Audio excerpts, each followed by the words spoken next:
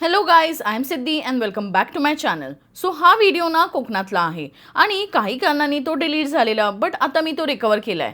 So instead of storing in my phone I decided to upload it. So मुंबईला यायच्या आदल्या दिवशी आम्ही गेलेलो सावंतवाडीला. इथे यायची एक्साइटमेंट काहीतरी वेगळीच होती. फर्स्ट थिंग म्हणजे मी ह्या प्लेसवर येत होती 15 इयर्स नंतर. सेकंड थिंग म्हणजे ते सर्वात मोठं वुडन मार्केट आहे. सो एक्साइटमेंट असणारच ना नेक्स्ट लेवलची.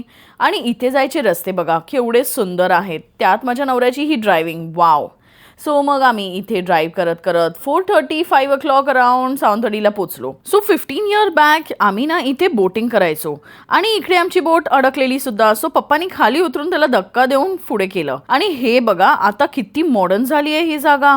इकडे मस्त असं डेकोरेट केलेले वुडनवाले टॉईज आहेत, एकदम मोठे जायंटवाले, आणि मस्त अशी फोटोजेनिक प्लेस केलेली आहे. इथे येऊन आम्ही मस्त फोटोज वगैरे काढले. By this time it was almost 6:30. आता संध्याकाळ झालेली, त्यामुळे बोटिंग वगैरे तर बंद होती. आणि ही जागा ना रिअली एकदम मॉडर्न झालेली आहे. फुल्ली सिटी वाईब्स येत होते इथे. आणि इथे मेन आमचं मोठं होतं ते म्हणजे वुडनचं मार्केट शोधायचं. आणि लहानपणी मला जेवढं आठवतंय खूप मोठं मार्केट होतं, बट आता आम्ही गेलो तर फक्त मोजके 9 ते 10 दुकानं आहे, आणि ते पण एकाच लेन मध्ये. आणि इथे जाऊन मस्त अशी वुडन टॉईज बघून आम्हाला लहानपणीची आठवणच आली. हे सगळं बघून एकदम नॉस्टॅल्जिक फील झालं, कारण लहानपणी पप्पा ना खूप अशी गोष्टी आणायचे. मेन म्हणजे भातुकलीची खेळणी, then that fruit basket. I am sure तुम्ही पण जर कोकणातले असणार तर तुमच्या पण लहानपणी तुम्ही हे कधी ना कधी एक्सपिरियन्स केलंच असेल. आता या शॉप्स मध्ये तुम्ही जितके गोष्टी बघतायत ना ते सगळे वुडन आहेत.